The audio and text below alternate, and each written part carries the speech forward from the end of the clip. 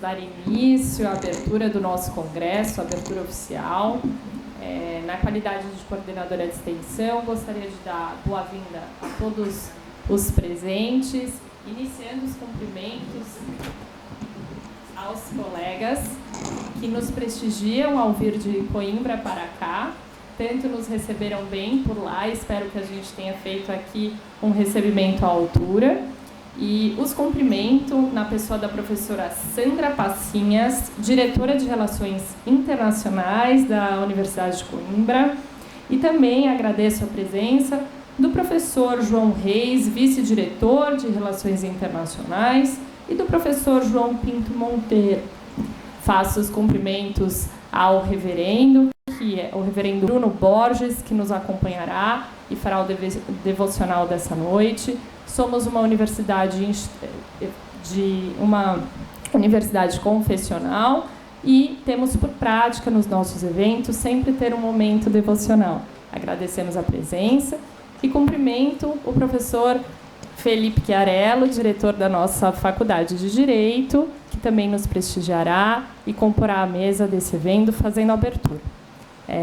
Aos alunos, não posso deixar de registrar o quanto nos honra a presença e o envolvimento com as atividades de extensão. É por meio da conexão de vocês com esses professores, com o conhecimento, com o meio externo, com as experiências compartilhadas que a formação de vocês completará. Dou boa-vinda a todos e um ótimo início de evento. Muito obrigada.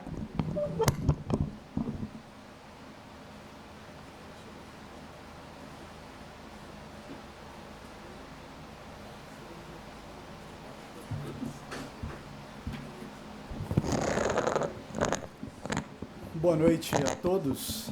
É uma grande alegria poder estar aqui com vocês nessa noite. Deixa eu só... Ok, creio que agora o microfone vai me ajudar. Falar da alegria de estar aqui essa noite com vocês, eu quero saudar o Dr. Felipe, sempre muito receptivo, a todos os professores que eu pude conhecer e conversar um pouco com vocês. Uma grande alegria ter cada um de vocês aqui nessa noite e poder conhecê-los. E também saudar cada um de vocês, estudantes que estão aqui nessa noite, que seja um evento de muito crescimento para vocês, de muito desenvolvimento. Bem, o texto que eu quero ler com vocês nessa noite está lá em Colossenses, capítulo 3, os versículos 23 a 24. O texto diz basicamente o seguinte: tudo quanto fizerdes, fazei-o de todo o coração, como para o Senhor e não para homens, cientes de que recebereis do Senhor a recompensa da herança, a Cristo o Senhor é que estáis servindo. Bem, todos nós aqui sabemos que vivemos em um mundo que tem sido moldado pelo uso de recursos tecnológicos. Um mundo onde a inteligência artificial, a sociedade digital estão redefinindo a forma como nós trabalhamos, a forma como nós nos relacionamos e, por que não, a forma como nós pensamos. E em meio a tanta mudança, precisamos aprender a lidar com essa nova dinâmica.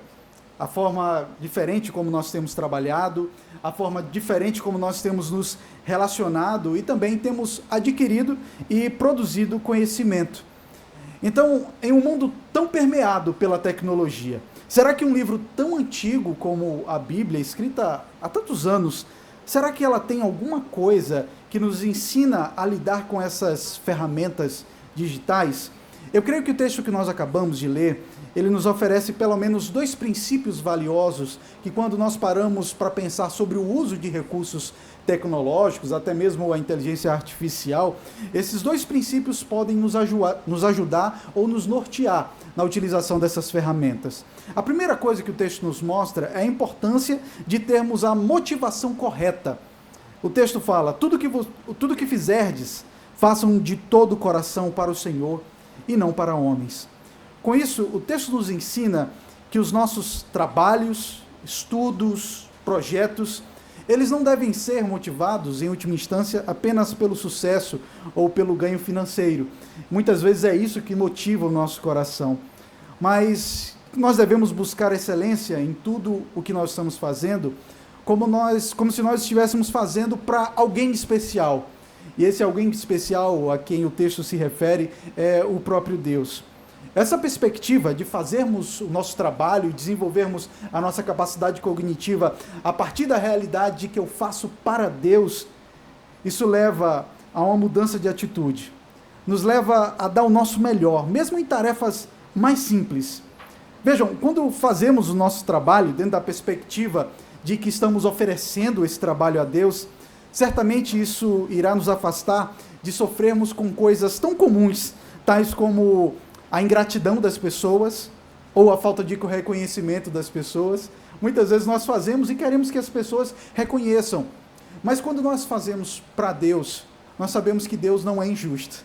Então Ele reconhece o nosso esforço, Ele sabe o quanto que elaboramos e o quanto que nos esforçamos para realizarmos o nosso trabalho. Mas há um segundo ponto aqui, uma segunda verdade exposta aqui no texto, é que ele nos mostra que temos que ter a expectativa de uma recompensa eterna.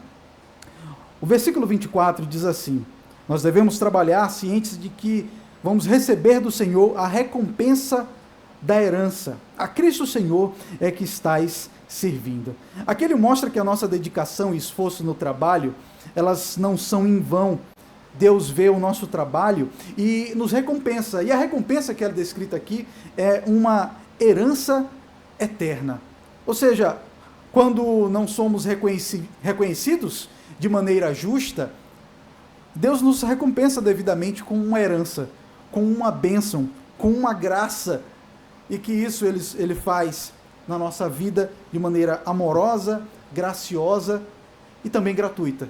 A ideia de herança é a ideia de você receber algo de alguém sem que você tenha algum tipo de mérito nisso.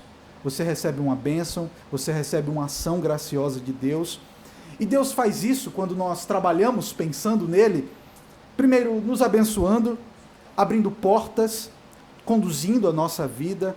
Essas promessas nos dão esperança e nos encoraja a perseverar, mesmo quando enfrentamos dificuldades e injustiça.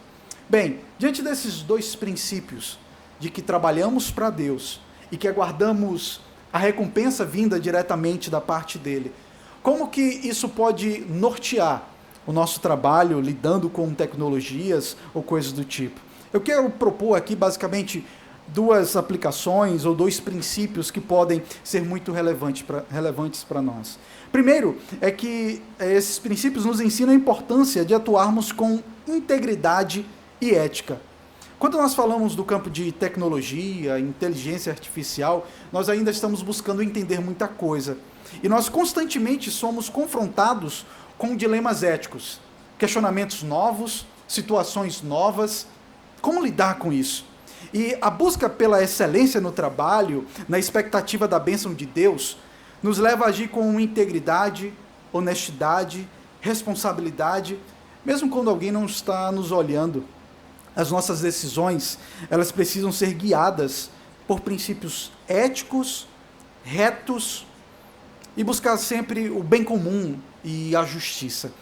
Mas, em segundo lugar, esses princípios nos mostram a necessidade de usarmos as ferramentas tecnológicas para impactar positivamente as pessoas e servirmos a ela. A tecnologia nos oferece ferramentas poderosas que podem impactar grandiosamente as pessoas que estão à nossa volta. E nós somos chamados a usar nossos talentos, habilidades, para servir aos outros, promover o bem do próximo. Podemos usar a inteligência artificial e a tecnologia para criar soluções inovadoras que venham a beneficiar a sociedade e também possa glorificar a Deus. Bem, em meio à revolução digital que nós temos visto acontecer constantemente, parece que cada vez tem algo novo, uma criação nova que nós precisamos aprender a lidar com ela. Bem, que em meio a tudo isso possamos buscar a excelência em tudo que nós fazemos, com a motivação correta e a perspectiva da recompensa da parte de Deus. Que o nosso labor seja um testemunho de amor a Deus, de amor ao próximo, cuidado para com o próximo.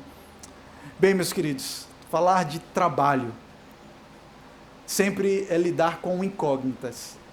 Será que eu vou ser devidamente recompensado? Será que eu vou ser devidamente reconhecido? Mas quando nós trabalhamos para Deus, buscando servir ao próximo, certamente nós receberemos, talvez não um mega salário, mas receberemos a bênção da parte de Deus. A bênção de Deus é aquilo que mais traz riqueza. É o cuidado nas pequenas coisas, a proteção de Deus, a condução de Deus. Algumas portas são abertas apenas quando Deus abre. E algumas portas são fechadas para o nosso próprio bem, pelo próprio Deus. Então que Deus abençoe vocês para que no exercício profissional de vocês possam trabalhar buscando glorificar a Deus, buscando servir ao próximo, sabendo que Deus vai recompensar vocês. Se vocês fizerem o uso correto das ferramentas de trabalho, da tecnologia, há certamente uma bênção da parte de Deus para as nossas vidas. Eu quero, antes de encerrar esse momento de minha fala, concluir com uma breve oração. Não é nada desrespeitoso às demais crenças, mas é algo que nós fazemos pedindo a bênção de Deus para o evento, para que o evento seja muito edificante a todos, seja para os estudantes, seja para os professores. Vamos orar então? Senhor Deus, nós te agradecemos por essa noite, uma noite que o Senhor nos proporciona para o nosso desenvolvimento profissional, para o nosso crescimento, e que o Senhor, Pai, abençoe a cada um dos professores, cada um dos estudantes aqui, que o Senhor, que é aquele que dá a recompensa que os homens não podem dar, que o Senhor seja a nossa esperança, que o Senhor nos abençoe, nos dando também sabedoria em meio aos dilemas, às dificuldades, que o Senhor abençoe cada um desses jovens, cada um desses professores, abençoe a família deles, e que todos possam aqui, Pai, depois desse evento, depois dessa noite, chegar em casa em paz e grato por mais um dia. Nós oramos com toda a gratidão em nome do Senhor Jesus Cristo. Amém. Queridos, Deus os abençoe grandemente. Excelente noite a todos.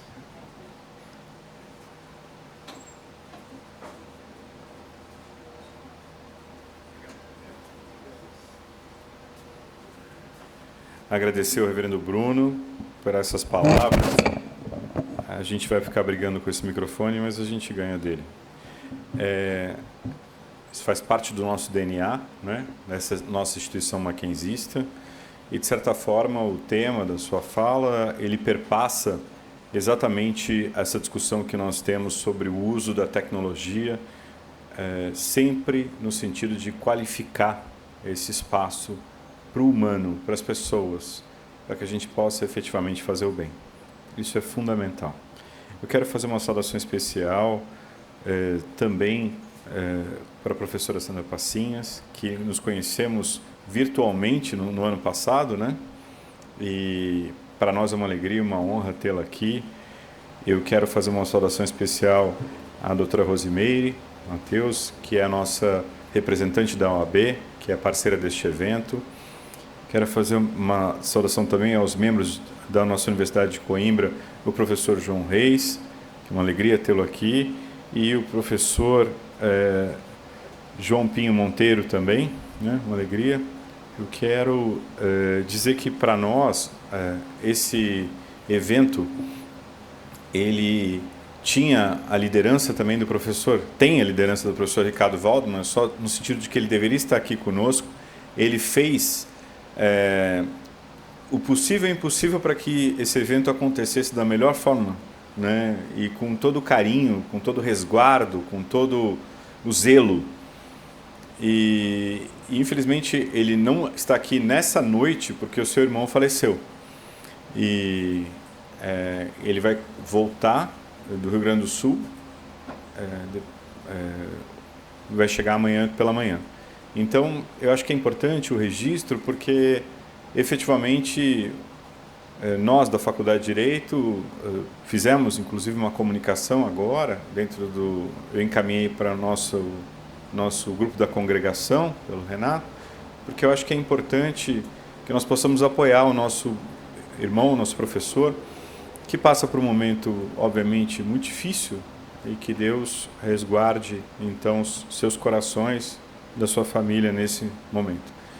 Eu quero fazer uma saudação ao professor Caleb, que aqui está conosco, saudar nossos discentes do mestrado, também, na pessoa da Mariana Govões, que é minha estagiária docente, saudar os nossos alunos da graduação, que aqui se encontram, estão participando desse evento, as pessoas que estão online, só no sentido, obviamente, de resguardar todo o esforço que o professor Ricardo Waldman fez para que esse evento fosse perfeito, em respeito a ele.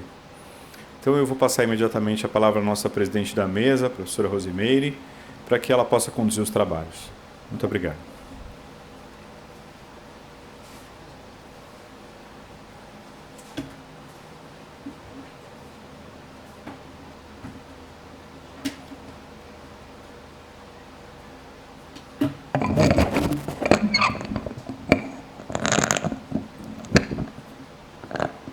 Boa noite a todas e todos. Eu não poderia deixar de, antes de montar a mesa, também de tecer alguns agradecimentos e algumas palavras. Primeiramente, à Universidade Mackenzie, na pessoa do Dr. Felipe Chiarello, pela abertura dessas portas. Abertura, doutor, não a nós, mas ao conhecimento, ao profundo conhecimento que esses palestrantes nos brindarão nesses 2 dias de congresso. Parabéns. A Universidade Mackenzie é nossa parceira nessas últimas 2 edições de um congresso que lá se vão 5 edições. Então, esse conhecimento vem se propagando ao longo desse tempo, né? Com muita qualidade, muito amor, viu, reverendo Bruno? Muita devoção também. Então, isso é muito importante de ser dito. Gostaria de, antes de iniciar também a montagem da mesa, cumprimentar todos os alunos, na pessoa da jovem Catarina Rebelo Nogueira, que está aqui, iniciante, estudante Direito, mas já no seu 2º ano, que eu conheço desde a sua formação, né? Catarina é filha da minha sócia, Silene Rebelo. Na sua pessoa também, doutora Silene, eu cumprimento os demais membros integrantes da OAB aqui, doutor Marco Antônio Mateus, 3 vezes presidente da subseção Tatuapé, conselheiro seccional, presidente e vice da Comissão de Direito e Liberdade Religiosa da OAB São Paulo, doutor Jarbas Marquesi, ex-diretor de prerrogativas, assessor de diretoria. Eles me acompanham, a doutora Silene também, ex-vice-presidente, entre outras atividades, ex-tesoureira da nossa OAB subseção Tatuapé. E agradecer os presidentes que apoiaram essa iniciativa das subseções. Alexandre Fante, presidente da subseção de Santo Amaro, Rodrigo Cressoni, presidente da subseção de Itaquera, Terezinha Fernandes de Oliveira, presidente da subseção de Jabaquara, Tiago Massicano, presidente da subseção do Tatuapé. Enfim, gostaria de compor a mesa ao doutor Felipe Chiarello, por favor, doutora Sandra Passinhas, por favor, que nos brindarão com a palestra desta noite. Fazendo um registro especial também ao doutor João Reis, que esse congresso nasceu de uma conversa, né, doutor João? Ali em Coimbra, muito frutífera. Olha como as coisas são frutíferas. E por essa conversa, cá estamos, esses professores atravessaram o Atlântico para trazer o conhecimento aqui para nós. De igual forma, doutor João Pinto, o senhor também vem nos apoiando todo esse tempo, e muito apoio. Quero fazer um registro também, não posso deixar de fazer, doutor Felipe, para o doutor Waldman, nosso querido Ricardo Libel Waldman, que de fato se esforçou bastante, mas, enfim, coisas na vida ocorrem, né? E ele teve que viver essa fatalidade, mas nós estamos aqui para apoiá-lo, abraçá-lo e logo mais estará conosco aqui. A ordem dos nossos trabalhos, doutor Felipe, quer falar primeiro, a doutora Sandra? Doutor Felipe dispensa qualquer tipo de apresentação, é o nosso diretor do curso de Direito e também tem nos apoiado bastante nessa iniciativa e continuará conosco, né? Sim. É isso aí. Obrigada. Acho que eu vou ficar aqui, você pode só aumentar isso aqui para eu Só porque eu acho que esse microfone, né, às vezes ele está meio soltando, né? Eu acho que, primeiro, agradecer de novo essa oportunidade, essa possibilidade de a gente trocar ideias sobre um tema que me é muito caro, que é muito importante para nós. Eu trabalho há muito tempo na advocacia com direito médico, minha área de paixão. Mas, a parte disso, nós temos feito uma pesquisa profunda aqui dentro da Universidade Presbiteriana Mackenzie a respeito de direito e tecnologia. E essa pesquisa faz parte da nossa linha de pesquisa do mestrado e doutorado sobre poder econômico e seus limites jurídicos. E a gente trabalha bastante com direito digital, como eu vou mostrar para vocês. Minha fala vai ser rápida, a gente combinou também uma brevidade, mas é uma fala aberta. Eu quero deixar especialmente para os nossos acadêmicos o meu contato. Não é o contato da direção, não é o contato da CAPES, etc. É o meu contato pessoal, porque eu gostaria que vocês tivessem a tranquilidade de estabelecer essas questões acadêmicas. Eu acho que esse é um espaço aberto, né? Especialmente a partir dessa nossa fala. Agradecer especialmente também ao OAB por esse espaço, né? Toda a subseção, todas as pessoas presentes. Eu acho que a presença da OAB e esse espaço que a OAB tem, especialmente também na ESA, né? Um espaço que dignifica a OAB paulista, e eu tenho participado, conselheiro da ESA, de todo esse trabalho. Então, estou muito feliz de estar aqui com vocês. Eu quero começar dizendo que eu venho de uma família de médicos. Meu pai faleceu em 2022, em outubro de 2022, e ele era médico. E eu tenho uma coisa interessante, porque eu nasci morto. Durante o parto, a placenta da minha mãe entrou na minha glote e eu fui asfixiado e nasci morto. E minha mãe teve uma hemorragia no parto. E meu pai estava no centro cirúrgico. E ele tinha sido intensivista, ele era cirurgião. E ele correu para poder pegar um aspirador, o aspirador cirúrgico, e começou a aspirar meu esôfago e fazer a massagem cardíaca. E eu voltei à vida. Por um momento, a anestesista falou: desiste, doutor, ele está morto. Vamos ajudar a sua esposa, porque ela estava com uma hemorragia e a cirurgiã estava auxiliando naquele momento. Mas ele continuou insistindo. E então ele me deu, de certa forma, 2 vezes a vida naquele momento. Então nós sempre tivemos uma ligação muito forte. Eu diria que ele era um grande exemplo do que é a medicina para mim. E a partir desse instante, dessa ligação forte, eu decidi que eu ia tentar, ao longo da minha caminhada no direito, trabalhar também a questão do direito médico e tentar, de certa forma, auxiliar e qualificar essa relação entre médico e paciente. Ele me contou uma vez que foi palestrar em Los Angeles e fez uma cirurgia com o cirurgião plástico que operou a Oprah. E ele, eu estava lembrando o nome dele, ele tem um hospital em homenagem a ele em Nova York que chama Sherrill Aston. E o Sherrill Aston contou para ele que ia fazer uma cirurgia de nariz e ele não poderia fraturar o nariz naquele momento porque no contrato da paciente não tinha especificado fratura de nariz. E aí meu pai falou: mas não seria o melhor para a paciente fazer a fratura e melhorar a respiração dela? E o médico falou: mas não está no contrato e no seguro. E aí meu pai falou: mas a relação entre médico e paciente não pode ser um contrato. E a relação médico-paciente? E aí, de certa forma, eu sempre falava com meu pai,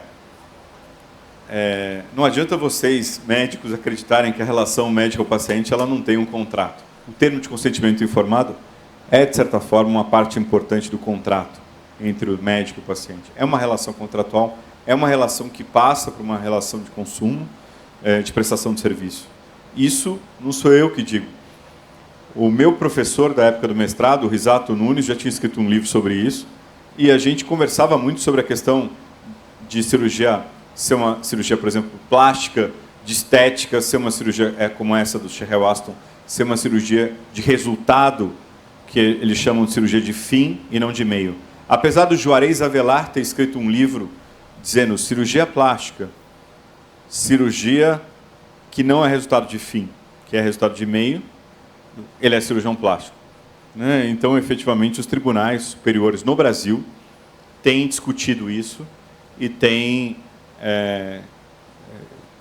consolidado esse entendimento. Eu só quis... Acho que eu vou apagar essa luz aqui para vocês enxergarem melhor o slide. Tem como apagar essa luz aqui só para... Melhorou? Melhorou? Ótimo.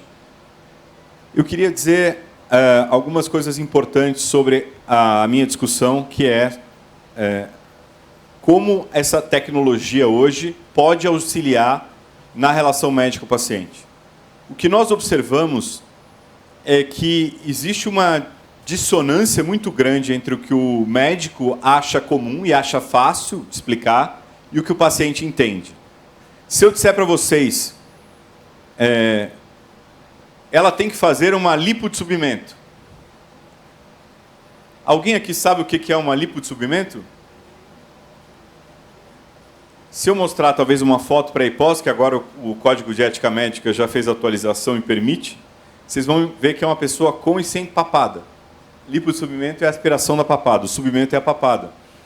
Mas para nós, leigos, talvez esse linguajar seja extremamente estranho e incompreensível. E o paciente muitas vezes é assim, hipossuficiente, ele não entende o linguajar médico. Para o médico, se ele coloca na descrição da cirurgia, fiz uma lipo de subimento, para ele é o óbvio. É aquilo que ele aprendeu no segundo ano da faculdade de medicina. Quando ele fez a residência médica, isso para ele é o dia a dia. Então ele tem a certeza de que ele está falando alguma coisa que é simples. É uma lipo de subimento. Mas a pessoa não necessariamente consegue ter essa compreensão. A primeira coisa que nós começamos a discutir sobre isso na nossa pesquisa, e a gente fez isso com uma equipe do Mackenzie, uma doutoranda nossa, que agora é professora da graduação, a professora Lara Rocha Garcia, era gerente de inovação do Einstein e fazia mestrado conosco. Depois ela escreveu sobre um livro sobre direito econômico médico, a discussão nossa. Depois ela saiu da gerência de inovação do Einstein e criou o Doutor Consulta, que era exatamente para qualificar e popularizar o alcance da medicina. E a gente começou a fazer umas pesquisas e percebeu que a primeira coisa que o paciente faz não é procurar seu médico. A primeira coisa que o paciente faz é procurar o Google. Ele digita no Google o que ele está sentindo, e aí o Google explica para ele o que ele tem, e muitas vezes ele fala, meu Deus, eu vou morrer, né? Porque ele lê aquilo no Google, ele começa a sentir uma série desses sintomas, e a gente chegou à conclusão que a quarta ou quinta atitude do paciente é procurar um médico. Ele primeiro procura o Google, depois ele fala com a família, depois ele procura um amigo, e aí depois ele vai procurar um médico. Efetivamente é a última coisa que ele quer fazer. Então, a gente começou a pensar como a gente pode qualificar, por meio da tecnologia, e melhorar a informação para o paciente, para que ele possa fazer um juízo de valor sobre o seu procedimento, e, ao mesmo tempo, garantir para o médico que ele não seja condenado porque ele fez um termo de consentimento informado, que é um contrato de adesão, que não tem validade jurídica. E aí, a primeira coisa que a gente falou existe obrigação legal, efetivamente, dentro do termo de consentimento informado, você explica para o paciente todo tipo de procedimento que pode acontecer dentro da cirurgia. Além disso, ele tem sim uma natureza de contrato, você tem uma composição entre as partes, tem que ficar claro para o paciente aquilo que ele está assinando, ele tem que ter plena consciência de todos os riscos envolvidos dentro do procedimento cirúrgico. E, ao mesmo tempo, o médico tem que ter a certeza de que ele colocou a melhor técnica para o paciente dentro desse processo médico. Além disso, essa relação, já pelo Superior Tribunal de Justiça, foi pacificada no sentido de que é uma relação de prestação de serviço, portanto, de consumo. E existe a discussão entre os cirurgiões, por exemplo, plásticos, se a cirurgia plástica é uma obrigação de fim ou de meio. A gente chegou à conclusão que, efetivamente, o que deve estar descrito dentro do termo de consentimento informado e dentro desse contrato da relação médico-paciente é exatamente o que ele vai fazer e dentro do melhor para o paciente. Ele tem que propor, e aí não é dizer assim, vai ter fratura ou não vai ter fratura. Ele tem que dizer, eu vou utilizar a melhor técnica em benefício do paciente. Ele faz a descrição da técnica. Isso é a coisa mais importante dentro desse processo. Existe um aumento de condenações dentro... isso no ano passado, você começa a discutir que o maior número de condenações é pela discussão de resultado. A pessoa inconformada com essa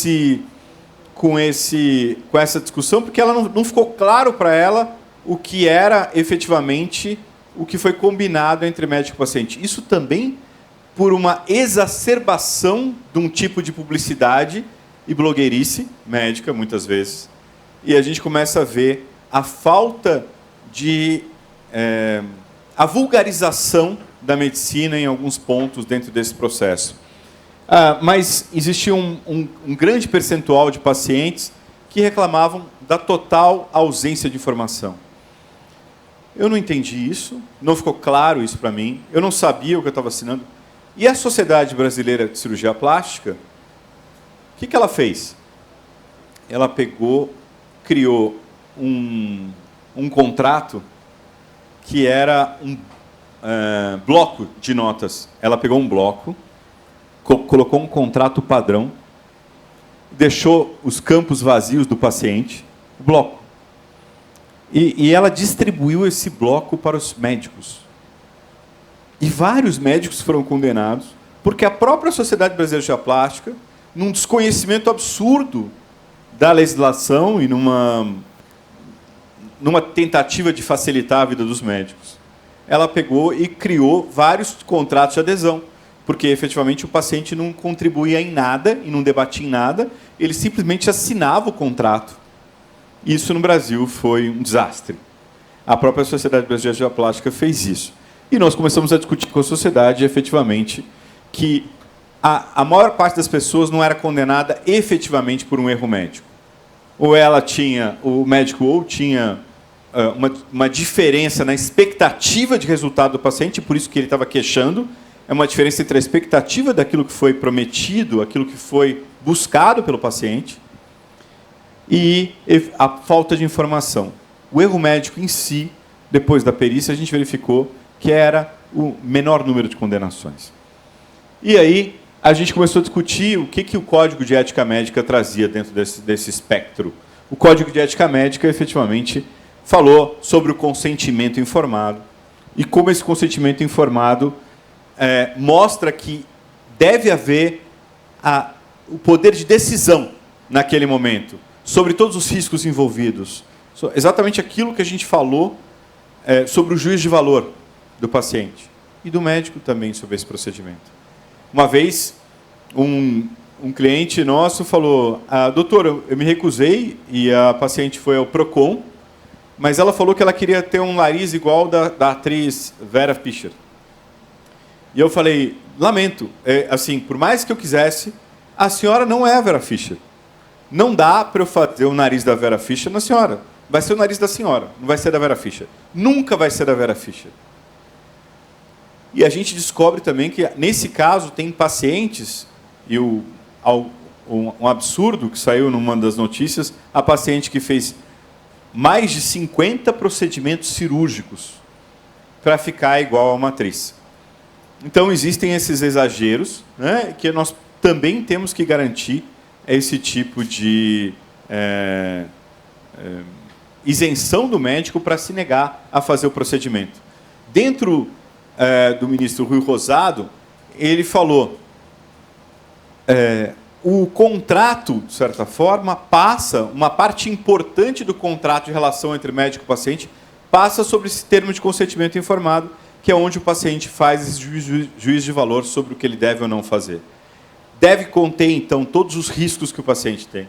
Se o paciente tem, por exemplo, algumas questões específicas, como ele é fumante, e tem dentro da literatura médica, de que para ele, como fumante, tem uma diminuição na possibilidade de cicatrização, e ele pode ter cicatriz hipertrófica por conta disso, seria importante que o paciente fosse informado disso, que isso pode diminuir a sua cicatrização, para que ele, então, possa ter completamente um juízo de valor sobre o que ele quer fazer ou não. A gente trabalha efetivamente com esse conceito de uma prestação de serviço predominantemente contratual, exatamente como dizem os tribunais superiores aqui no Brasil.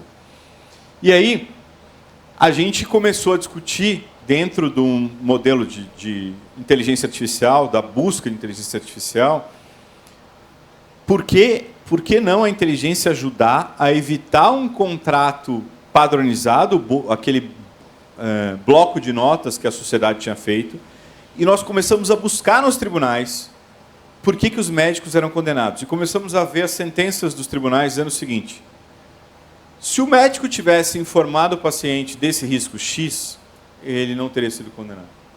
Se o paciente tivesse clareza em Y, ele não estaria sendo condenado. Então a gente começou a ver as respostas do Poder Judiciário, efetivamente individualizando o caso e não colocando um bloco de notas, como se o paciente fosse uma tábua rasa, como se todo mundo fosse igual, que era a lógica da Sociedade Brasileira de Cirurgia Plástica quando ela deu um bloco de notas para que os médicos simplesmente mudassem o nome das pessoas. E o contrato, a gente começou a discutir a possibilidade dos médicos terem uma biblioteca a partir desses casos julgados, no sentido de que, a partir dessa biblioteca, eles pudessem informar os riscos do paciente e, buscando um advogado, uma advogada, fazendo essa orientação do médico, eles pudessem, efetivamente, organizar modelos de contrato aderentes a cada área do seu cliente médico ou médica. Então, o papel da advocacia, ajudando na intermediação entre médico e paciente, por meio da tecnologia. Era esse o nosso início da pesquisa, buscando que uma coisa que era alguma coisa genérica pudesse ser individualizada. E aí começamos a ver, dentro desses julgados que a inteligência artificial nos ajudou a encontrar, exatamente essas lacunas a partir dos julgados. E aí, falta do dever de informação, documento padrão não configura exatamente aquilo que eu falei para vocês. O bloco da Sociedade Brasileira não funcionou. Um documento padrão, um contrato de adesão, não tem validade jurídica. O paciente, de certa forma, naquele momento, é hipossuficiente. E ele não colaborou com a elaboração daquele contrato. Nós, no Mackenzie, nós temos, além da disciplina, no 10º semestre, nós temos um laboratório de contratos. Nós fazemos parte dessa discussão com nossos alunos, dentro do laboratório. É uma das únicas faculdades de Direito, e nós temos a professora Camila Padinho, o professor Rubens Carmo Elias, o professor Gustavo Mônaco, o professor Quimente. Todos esses professores participam desse laboratório de contratos e eles discutem efetivamente o que os nossos alunos farão como futuros advogados e agora como estagiários de grandes escritórios que vão trabalhar com essa natureza contratual dentro dos escritórios, trabalhando com esse laboratório. E aí, a pressuposição desses eventuais problemas. Nós tivemos um caso que nós, inclusive, encontramos, e depois o responsável pela perícia do CREMESP, o CREMESP começou a trabalhar conosco, no sentido de ajudar a qualificar a relação médico-paciente. O responsável pelas perícias do CREMESP começou a colocar a importância de alguns casos para nós, E aí nós começamos a ver que nós tínhamos a importância dessa biblioteca de alertar todos os problemas dentro da literatura médica. E começamos efetivamente a buscar, também com a inteligência artificial, produtos científicos no Brasil e no exterior que pudessem discutir coisas que seriam importantes para se informar um paciente no Brasil. Eu gosto de falar que, pós-pandemia, isso acelerou. Nós sabemos que a pandemia parou o mundo, né? Foi efetivamente o momento que a gente teve uma pausa para uma reflexão profunda. E essa ferramenta desse isolamento foi também uma ferramenta de hiperconexão. O Brasil passou a ser um dos países mais conectados do mundo. Só um segundo que passou a mais. E as pessoas começaram a prever. Bom, o direito vai acabar, a gente vai ser substituído por máquinas. Isso começou a surgir pós... eu vi uma revista mensal, Época, dizendo assim, os advogados são uma das profissões que estão arriscadas pela questão da inteligência. O Elon Musk, semana passada, falou todas as profissões serão substituídas pela inteligência artificial. Eu aprendi que as pessoas, quando fazem previsões, a gente que trabalha com pesquisa científica no direito, a gente tem um problema de pesquisa e as hipóteses, que são as possíveis respostas. Quem trabalha com pesquisa científica sabe que as hipóteses não se realizam na pesquisa científica. E aí, eu lembro do Thomas Watson, presidente da IBM, que falou assim, o mercado mundial de computadores vai dar no máximo para 4 computadores por pessoa. Desculpa, vai ter no máximo 4 computadores no mundo para usuários. Ou seja, hoje, imagina só é como se hoje no mundo inteiro só 4 pessoas tivessem um computador. Essa era a previsão dele. Pensa uma pessoa que errou. Né?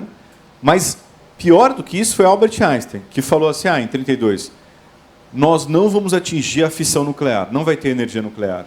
Então, se Albert Einstein erra na previsão, a gente pode imaginar que quem chuta previsões, inclusive o fim do direito, erra de forma enorme, grande.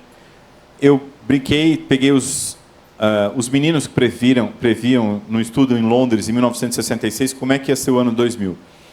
Eles chutam, algumas coisas eles chegam perto, mas tem muita coisa que é viagem. Né? Well, in the year 2000, I think I'll probably be the spaceship to the moon, dictating robots to robots. There's computers are taking over now. Computers and automation. And in the year 2000, there just won't be enough jobs to go around, and the only jobs there will be for people with high HQ, high IQ, who can work computers and such things. I think it'll be people will be regarded more as statistics than as actual people. People wouldn't be able to live in ordinary houses because that would take up too much room. They'd have to be in flats, piled on top of one another, like that.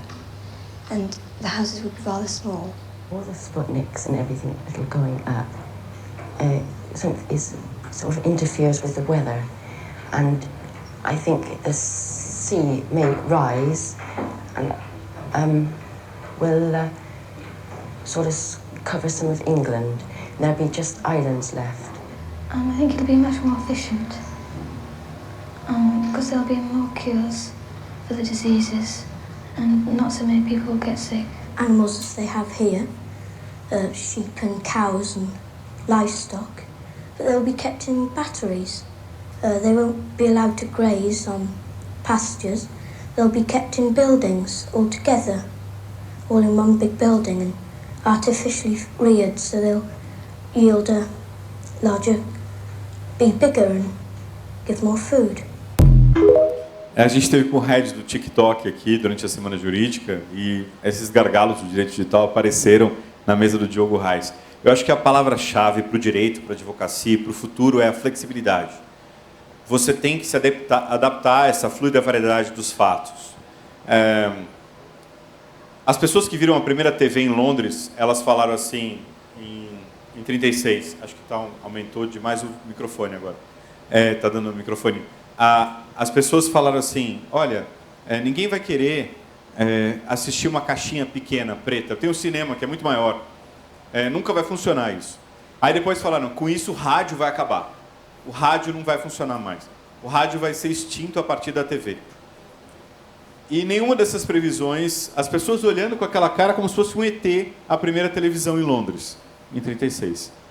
E, como eu falei, o Brasil, a partir da pandemia, já virou o 5º país mais conectado do mundo. Nossas crianças já nascem hiperconectadas.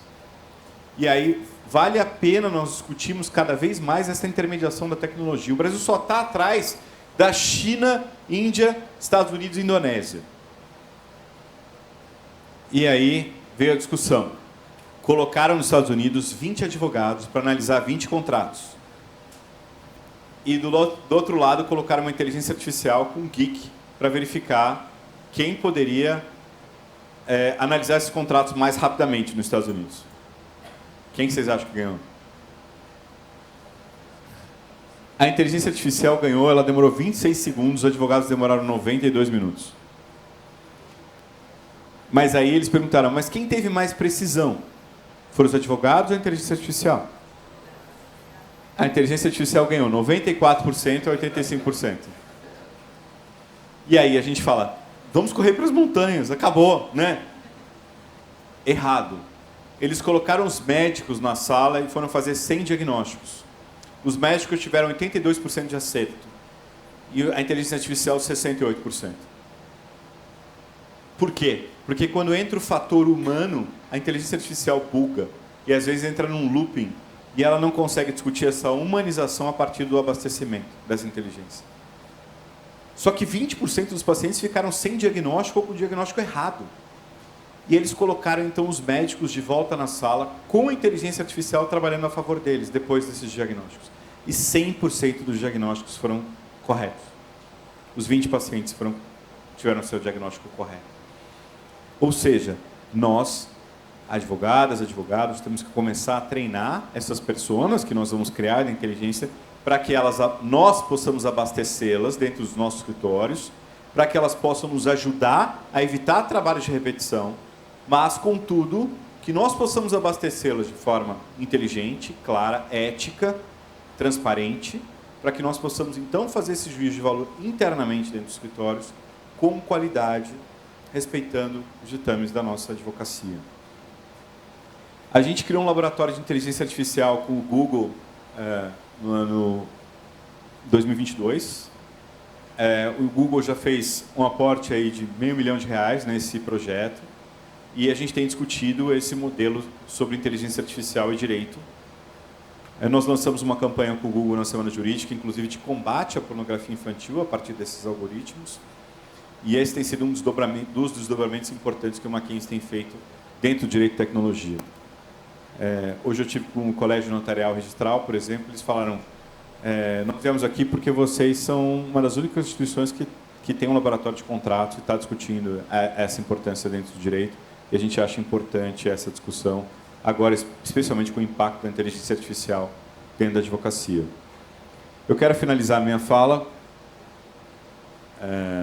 com isso.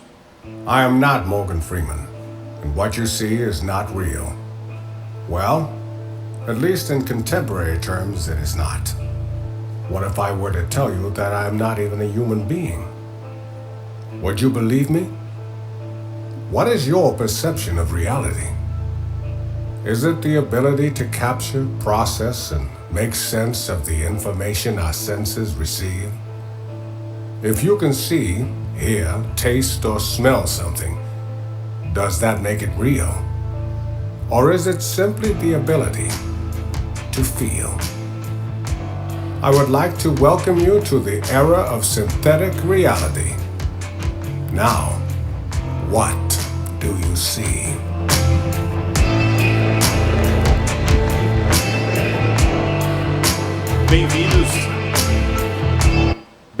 Bem-vindas à época da realidade sintética. Muito obrigado.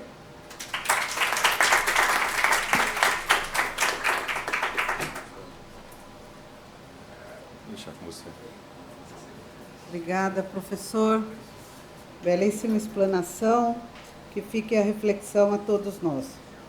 Eu também engrosso a fileira daqueles que defende que a advocacia, de fato, e muitas profissões não se extinguirá com a tecnologia, com a inteligência artificial, será um grande avanço, uma grande ferramenta, mas nada supera o ser humano. Nada supera o humano. O humano, nada. Enfim. Bom, passemos à segunda fala, à segunda palestra da nossa queridíssima professora Sandra Passinhas.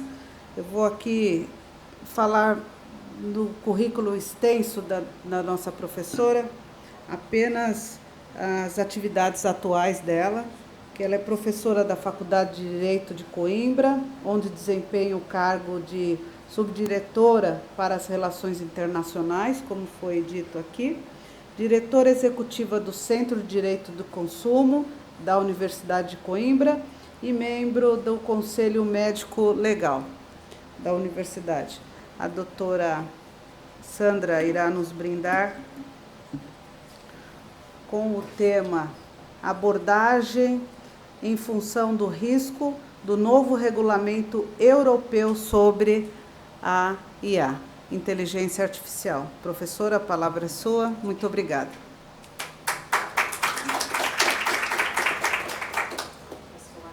Sim, onde quiser.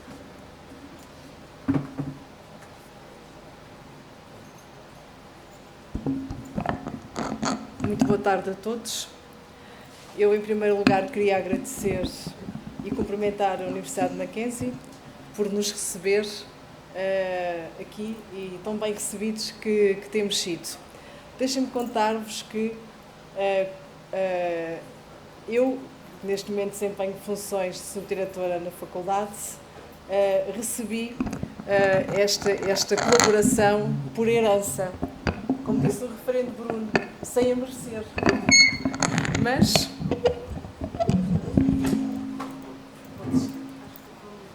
vou usar isto. Conseguem ouvir-me? Sim. Pronto. Então eu dizia que recebi, sem merecer, esta herança, porque tudo começou em 2019, quando a doutora Rose Meier... Só chegar mais perto. Em 2019, a doutora Rose Meier Mateus foi à Faculdade de Direito de Coimbra, onde foi recebida pelo subdiretor para as Relações Internacionais, na altura, o Dr. João Reis. E com ela começou esta iniciativa. Esta é uma iniciativa de pessoas. É uma iniciativa de pessoas que se encontraram e que se foram encontrando para falar sobre sociedade digital e agora sobre sociedade digital e inteligência artificial. O Dr. João Reis, entretanto, assumiu outras funções e fiquei eu com esta responsabilidade, e espero tê-la cumprido, de manter viva este encontro de amigos, é o que somos hoje. Há 2 anos começámos a fazer este evento com a Mackenzie, mais um amigo que se juntou. O professor Ricardo tem vindo sempre a acompanhar-nos nesta discussão e eu queria deixar-vos essa palavra. Tenho muita pena que ele não esteja aqui, naturalmente por todas as razões, mas dizer-vos que, de facto, esta aliança é uma aliança boa, no sentido de ser uma aliança de pessoas que se querem bem, de pessoas que se estimam e de pessoas que querem aprender umas com as outras. Queria também dizer-vos que é para continuar. Esperamos que no próximo ano seja em Coimbra, na nossa Faculdade de Direito, que alguns de vós possam lá estar. Queria dizer-vos que a Faculdade de Direito de Coimbra estima muito esta parceria. Está cá metade da direção, portanto somos 4 membros na direção, vieram 2, eu, Dr. João Reis, e somos acompanhados pelo coordenador das Relações Internacionais, o Dr. João António Pinto Monteiro. Portanto, nós temos uma representação de peso para dar o arranque a esta colaboração presencial, que, como disse há pouco a doutora Rose Meier, é o 5º congresso que organizamos para discutir estes temas. Eu vou falar, ou proponho falar, sobre o novo Regulamento Europeu sobre Inteligência Artificial. Eu sei que no Brasil ainda estão em discussão sobre este tema, mas nós muito recentemente, em junho de 2024, foi então aprovado este regulamento. E é um regulamento que traz regras harmonizadas, portanto, para todos os países da União Europeia e que será aplicável a partir de 2 de agosto de 2026. Passa no instante, muito em breve estará plenamente em vigor este regulamento. Há algumas normas que vão entrar em vigor antes. Isso tem a ver com o facto de, com várias razões, ou porque há práticas que são consideradas proibidas, ou porque é necessário criar estruturas logísticas para a aplicação do regulamento e elas têm que estar preparadas, portanto, elas têm que estar plenamente em vigor em agosto de 2026. Quando nós falamos de inteligência artificial, nós quase poderíamos fazer uma sondagem, quem está a favor e quem está contra. E muitas vezes nós olhamos para a inteligência artificial e olhamos de forma negativa, mas não devemos olhá-la de forma negativa. A inteligência artificial é uma ferramenta poderosíssima, é uma ferramenta muito útil, por exemplo, na medicina, que é o que nos traz aqui hoje. A primeira grande novidade do regulamento é que pela primeira vez no direito europeu surge uma definição daquilo que é um sistema de inteligência artificial. Até agora isto não existia. E o regulamento define este sistema de inteligência artificial como um sistema baseado em máquinas, concebido para funcionar com níveis de autonomia variáveis e que pode apresentar capacidade de adaptação após a implantação e que, para objetivos explícitos ou implícitos e com base nos dados que recebe, infere a forma de gerar resultados. Esta é uma definição que tem duas características muito importantes em termos funcionais. Primeiro, ela aproxima-se muito daquilo que já estava em diplomas internacionais. Isto é uma forma de ser aceite internacionalmente e ser aceite pacificamente, digamos assim. E, em segundo lugar, é uma definição de inteligência artificial que é neutra e que é, sobretudo, muito ampla. E, portanto, ela está apta a enfrentar o desenvolvimento da inteligência artificial.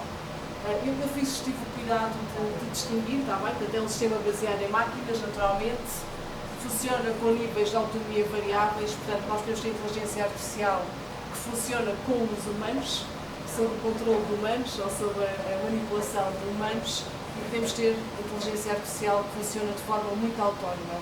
Portanto, os dois modelos cabem na definição de inteligência artificial do regulamento. Pode ser machine learning, não é? Pode apresentar capacidade de adaptação após a implantação, a ideia é essa, e que pode ter objetivos explícitos ou implícitos.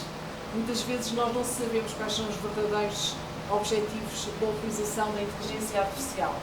E ela depois infere a forma de gerar resultados, tais como previsões, conteúdos, recomendações, que podem influenciar ambientes físicos ou virtuais. Portanto, estes são os sinais caracterizadores distintivos daquilo que é a inteligência artificial.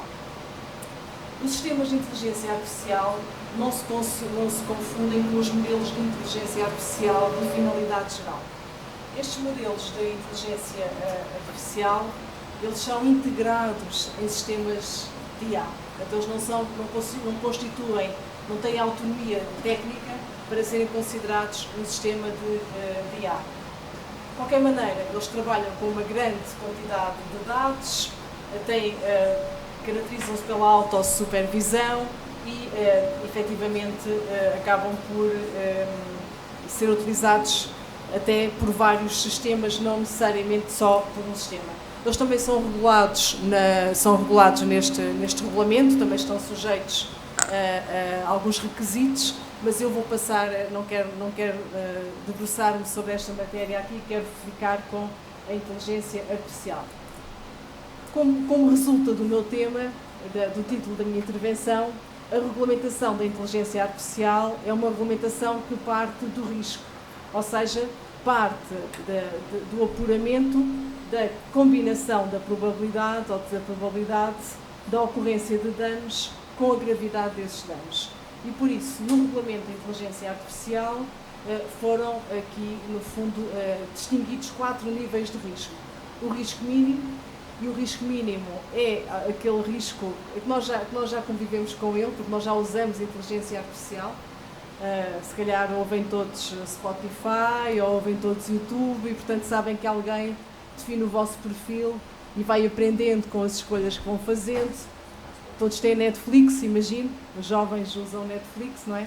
E a Netflix tem o cuidado de vos estudar, de definir o vosso perfil com base nas escolhas que vão fazendo e de sugerir séries ou de sugerir filmes. Isto é a inteligência artificial utilizada, que todavia não causa nenhum risco, portanto é um risco que não precisamos de apreciar. Depois temos o risco limitado, o risco elevado e o risco inaceitável. E no regulamento nós trabalhamos ou encontramos a definição destes 3 graus, portanto, risco limitado, risco elevado e risco inaceitável. Quando nós falamos de risco, e nesta abordagem baseada no risco, nem todas, esta não é a única proposta. Havia outras propostas para analisarmos a inteligência artificial e para regulamentarmos a inteligência artificial. Confesso-vos que não sei neste momento, sei que no Senado estão a discutir uma lei de inteligência artificial para o Brasil, não sei qual é a abordagem que estão a seguir, mas depois podemos em debate falar sobre isso. Mas na verdade é que, apesar de estarmos com uma abordagem baseada no risco, há um alto grupo, um grupo de especialistas em inteligência artificial que criou 7 princípios éticos, embora não vinculativos, para a inteligência artificial. E estes princípios, que são a iniciativa e supervisão por humanos, a solidez técnica e a segurança, a privacidade e a governação de dados, a transparência, a diversidade, não discriminação e equidade, o bem-estar social e ambiental e a responsabilização, são princípios éticos que foram propostos por este grupo e que perpassam todo o regulamento de inteligência artificial. Portanto, não temos aqui um regulamento meramente técnico e desligado da pessoa humana. Não, é um regulamento que tomou determinadas opções e todas essas opções têm uma base ética. Uma base ética que foi sendo sedimentada há algum tempo na União Europeia. Eu depois vou disponibilizar a apresentação de PowerPoint ao professor Ricardo, se tiverem interesse, está bem, para desenvolverem. E, portanto, o que nós temos no regulamento são, para o que nos interessa aqui, 3 capítulos. Um que fala sobre as práticas de inteligência artificial proibidas, porque são aquelas cujo risco é inaceitável, os sistemas de inteligência artificial de risco elevado e as de risco limitado. Eu vou começar pelas mais simples, está bem? Pelo risco limitado.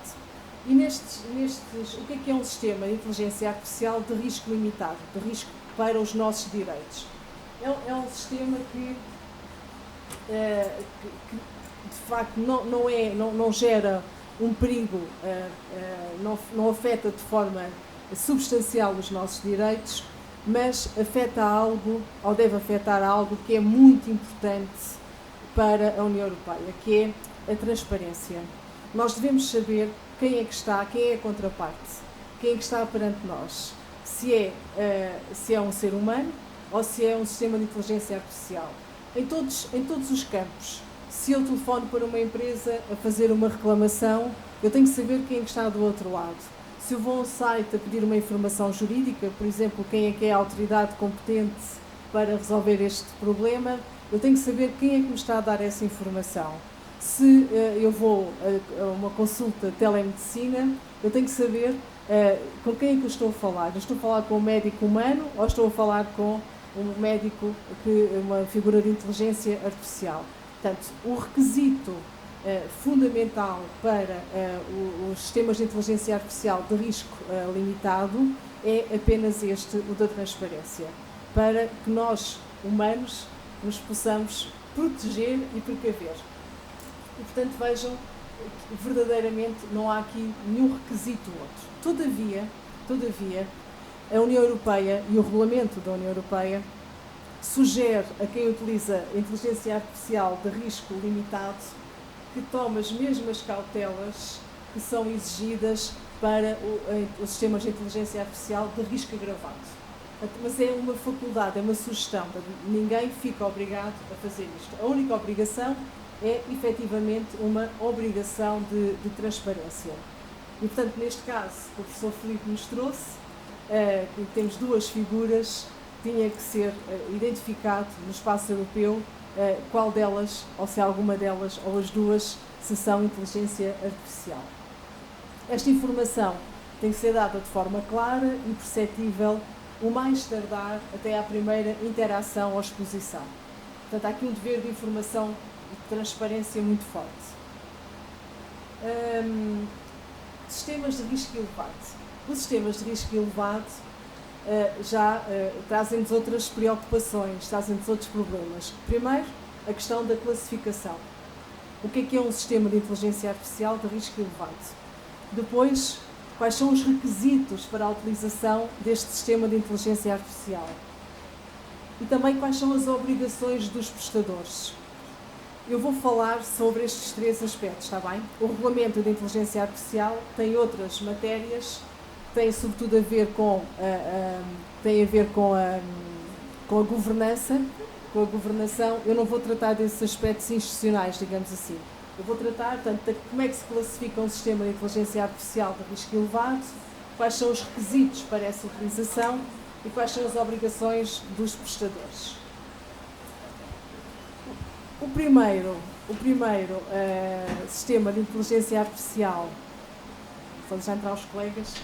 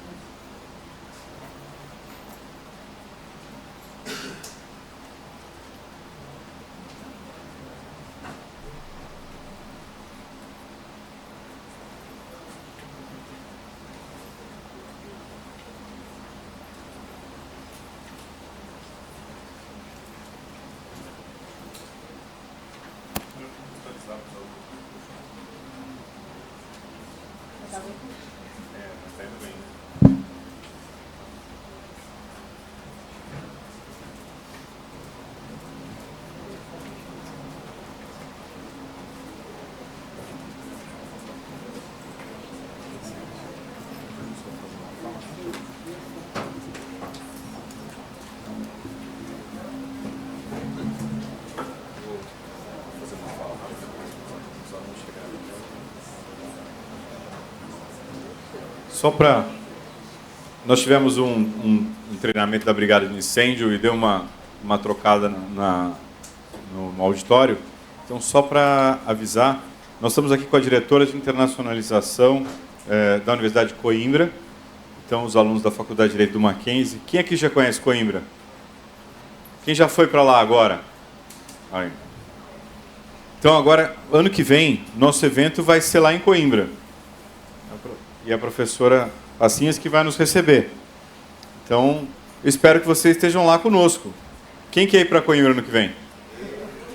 Olha isso. É isso. Ela está falando sobre um tema maravilhoso, interessantíssimo, que acabou de ser publicado na União Europeia, que é o novo regulamento da inteligência artificial, maiormente em relação ao direito da saúde. Então, por favor, eu peço que todos possam acolhê-la e recebê-la com um carinho mackenzista. Muito obrigado. Muito obrigada.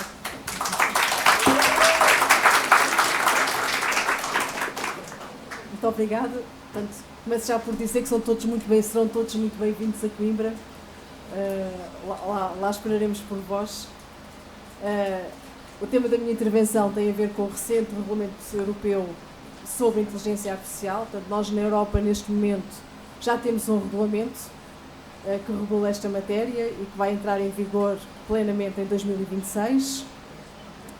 Este regulamento caracteriza ou distingue os sistemas de inteligência artificial de acordo com o risco e, portanto, temos, há pouco falei dos sistemas de risco muito limitado e, portanto, que só impõem obrigações de transparência.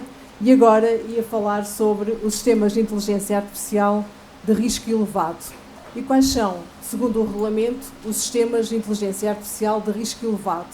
Como é que nós os classificamos? Há um anexo ao regulamento que diz expressamente quais são estes sistemas. O primeiro deles é o dos dados, a utilização de dados biométricos com inteligência artificial. Portanto, na medida em que se possa utilizar a leitura de dados biométricos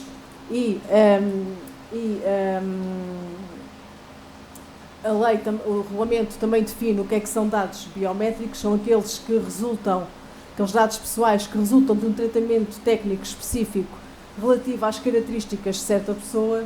Portanto, essa utilização de dados biométricos consubstancia sempre um sistema de inteligência artificial de risco elevado, porque efetivamente aqui nós temos a possibilidade de afetar negativamente, de prejudicar os direitos fundamentais dos cidadãos. Designadamente, podemos ser discriminados, podemos ser categorizados negativamente e, portanto, aqui não há dúvida nenhuma que há um risco. Também na utilização de infraestruturas críticas, quando, por exemplo, é utilizado um sistema de inteligência artificial no controle de infraestruturas como os transportes, como o fornecimento de serviços essenciais, água e eletricidade. Portanto, imaginem o que é a utilização de um sistema de transportes com a inteligência artificial, que já existe, não é? De facto, isto pode traduzir efetivamente um risco se houver, por exemplo, um ataque. Nós às vezes vemos filmes de cinema em que acontece isto, não é? Em que de repente os comboios, o trem passa todo a ter um caminho diferente e há um choque em cadeia e, portanto, isto substancia claramente um risco. Na educação e formação profissional, a utilização de inteligência artificial, por exemplo, para detectar se os estudantes copiaram nos exames, não sei se é a expressão que utilizam aqui, mas fazem... É um sistema de risco elevado, porque pode prejudicar os estudantes, tem a ver com a educação, o plágio, portanto, estes são consideradas áreas sensíveis. No emprego, na gestão de trabalhadores e no acesso ao emprego de conta própria, também é uma área sensível.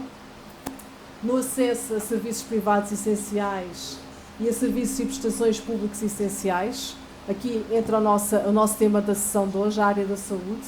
Portanto, se eu utilizar um sistema de inteligência artificial, por exemplo, numa área relacionada com a saúde, em qualquer área de saúde, na triagem que é feita no hospital, na análise de um exame, do raio-x, qualquer possibilidade que vocês imaginem de utilização de inteligência artificial na área da saúde consubstancia um risco, pode consubstanciar um risco elevado. Na aplicação da lei, portanto, nós podemos ter, há pouco o professor Filipe falou, não sei se estavam cá, na possibilidade de pedir um sistema de inteligência artificial para analisar a validade de um contrato. Nós podemos, por exemplo, colocar no sistema de inteligência artificial todos os contratos que as empresas seguradoras oferecem aos clientes, aos seus consumidores, e pedir, isto é feito nos Estados Unidos com regularidade, e pedir para uma análise daquelas cláusulas para saber se elas são ou não são cláusulas válidas. E de facto a inteligência artificial vai conseguir, por exemplo, se for possível, trabalhar toda a jurisprudência que já surgiu naquela área, e portanto vai conseguir fazer uma análise que se calhar nós humanos não conseguiremos. Isto gera um risco elevado. A gestão da migração, do asilo e do controle de fronteiras, estamos sempre a falar na medida em que seja possível pelo restante direito da União Europeia.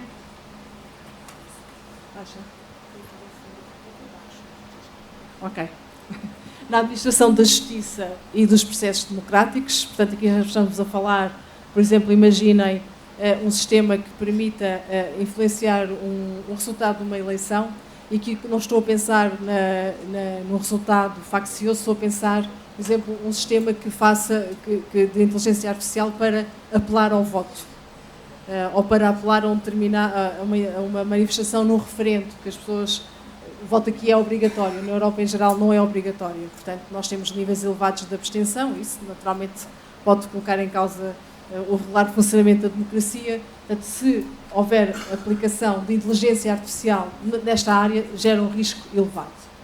E, portanto, há uma série de direitos, eu tomei a liberdade de trazer no ponto 1, de direitos que podem ser afetados pela utilização destes sistemas de inteligência artificial.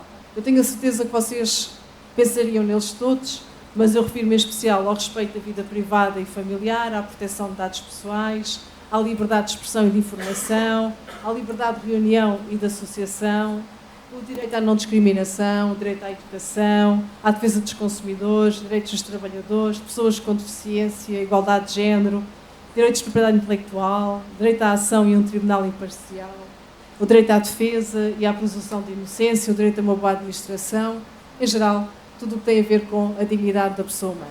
E, portanto, estes sistemas de inteligência artificial de risco elevado são sistemas que estão sujeitos a determinados requisitos para serem aplicados. Eu não vou desenvolver, eu queria só dar-vos duas ideias. A primeira ideia é que este regulamento de inteligência artificial é um regulamento que se insere num conjunto de medidas que a União Europeia tem vindo a tomar há algum tempo já, no mercado digital. Nós temos um regulamento dos serviços digitais, como vocês têm o marco da internet, não é? Nós temos um regulamento de serviços digitais. O problema que estão a ter com a X, nós poderíamos ter na Europa também, as obrigações são similares, e temos uma regulamentação muito forte das plataformas que impõe que elas cumpram um conjunto de deveres e, sobretudo, que elas estejam preparadas para responder a crises sistémicas. E, portanto, há um conjunto grande de outra legislação que se aplica aos sistemas de inteligência artificial. E este regulamento diz várias vezes, expressamente, que em nada afasta a regulamentação, as outras regulamentações. Eu trago-vos, posso dar-vos 2 exemplos. Por exemplo, amanhã o Dr. João Reis vai falar sobre o direito do trabalho, o Dr. João Pinto Monteiro vai falar sobre a responsabilidade por produtos defeituosos. São matérias que contendem ou podem contender com, ou podem sofrer com o uso da inteligência artificial, e toda a regulamentação que eles vão falar amanhã continua a aplicar-se, mas temos aqui um plus, não é? Temos aqui um acréscimo, que é este regulamento de inteligência artificial. E então, quais são as obrigações rigorosas que tem que cumprir quem utilizar um sistema destes? Tem que ter um sistema adequado de avaliação e atenuação dos riscos. Portanto, o próprio utilizador, o prestador do sistema de inteligência artificial, tem que saber quais são os riscos que está a criar e tem que ter um plano de intervenção para atenuar esses riscos. E se conseguir até afastá-los era o melhor, mas muitas vezes não consegue, não é? Tem que ter uma elevada qualidade dos conjuntos de dados. Nós sabemos que a inteligência artificial trabalha com dados. O alimento da inteligência artificial são os dados, não é? Ela absorve os dados de entrada, e depois vai trabalhar esses dados. E, portanto, temos que ter o quê? Temos que ter bons dados, temos que ter dados que sejam completos, que não sejam não discriminatórios.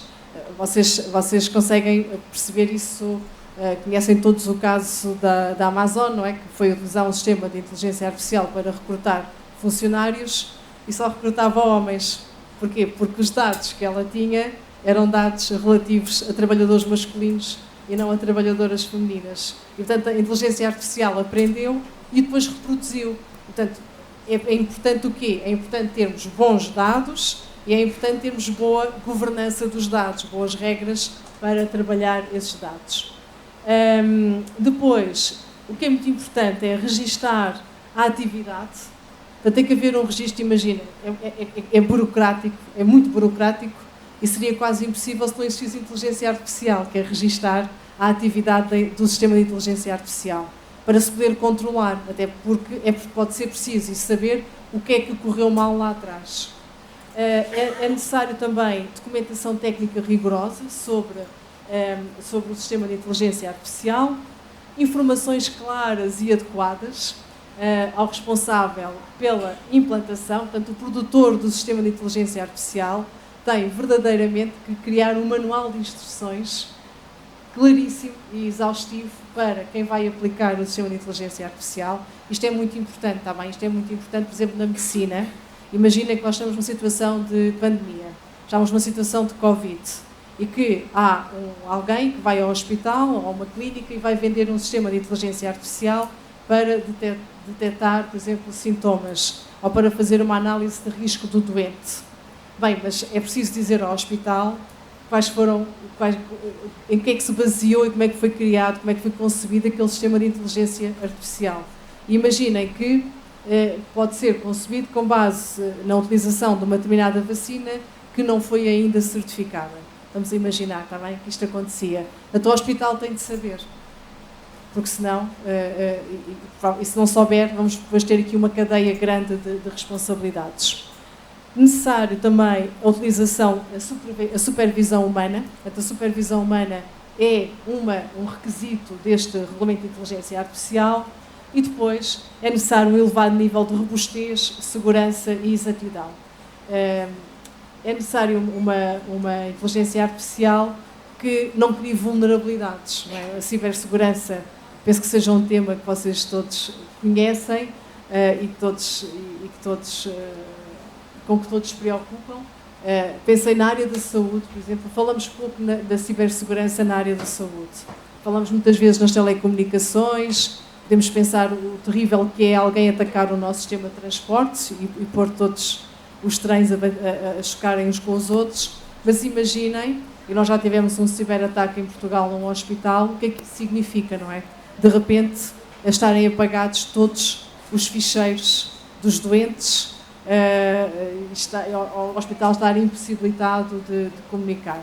E, portanto, no futuro, podemos prever com alguma segurança que esta é uma área que vai estar muito sujeita a ataques. Eu desenvolvi na minha apresentação todos estes requisitos, está bem, mas eu não vou desenvolvê-los aqui, até para termos várias interrupções. De qualquer maneira, eu vou deixar ao professor Ricardo depois a apresentação.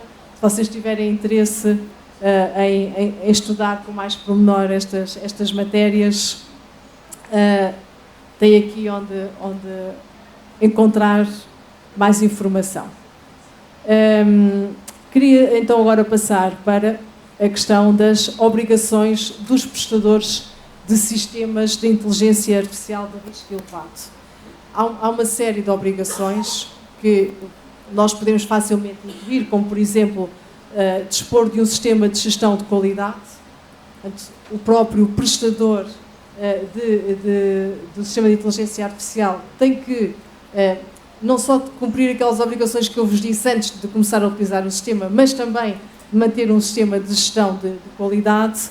E aqui queria dizer-vos que, sem falar muito na questão da governança, aqui a União Europeia criou um sistema de governança que serve de apoio, um órgão que se chama o Sistema de Inteligência Artificial, que serve de apoio para estas entidades, que pode prestar informação, pode ajudar, pode receber questões. E, portanto, a ideia, e há pouco disse-vos isso, está bem, mas queria reforçar agora que estão aqui todos, que é este regulamento não é um regulamento de defesa contra a inteligência artificial, contra os perigos da inteligência artificial, não.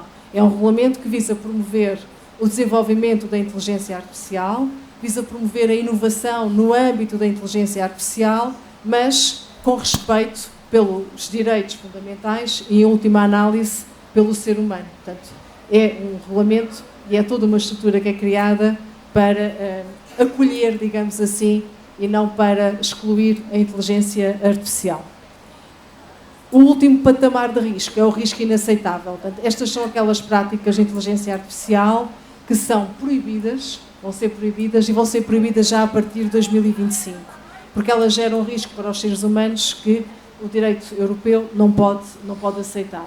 E estamos a falar de, por exemplo, a colocação no mercado, a colocação em serviço ou a utilização de um sistema que empregue técnicas subliminares que contornem a consciência de uma pessoa, ou técnicas manifestamente manipuladoras ou enganadoras que distorçam o comportamento do ser humano.